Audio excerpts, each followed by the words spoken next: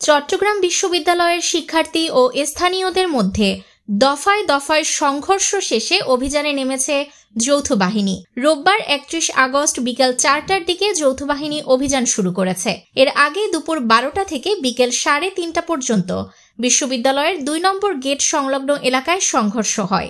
পরিস্থিতি নিয়ন্ত্রণে আনতে 144 ধারা জারি করে প্রশাসন।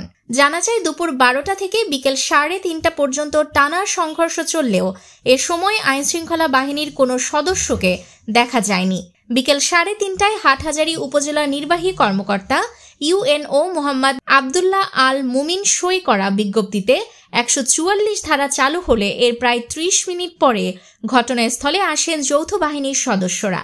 এর আগে হাটহাজারী উপজেলা নির্বাহী কর্মকর্তা মোহাম্মদ আবদুল্লাহ আল মুমিন সই করা বিজ্ঞপ্তিতে বলা হয়, জননিরাপত্তা ও শিক্ষার্থীদের শান্তিপূর্ণ পরিবেশ ফিরিয়ে আনতে বিশ্ববিদ্যালয়ের 2 নং গেট থেকে পূর্ব দক্ষিণ সীমান্ত পর্যন্ত এলাকায় 144 ধারা জারি করা হয়েছে। 31 আগস্ট বিকেল 3টা থেকে আগামী 1 সেপ্টেম্বর বিকেল 3টা পর্যন্ত এটি কার্যকর থাকবে।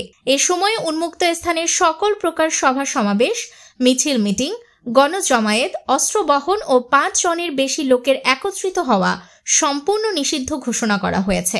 জানা যায়, সংঘর্ষে এখন পর্যন্ত প্রায় প্রভিসি প্রক্টর সহ 200 শিক্ষার্থী আহত হয়েছেন। আহতদের অধিকাংশই দেশীয় অস্ত্রের দ্বারা আঘাতপ্রাপ্ত ও রক্তাক্ত।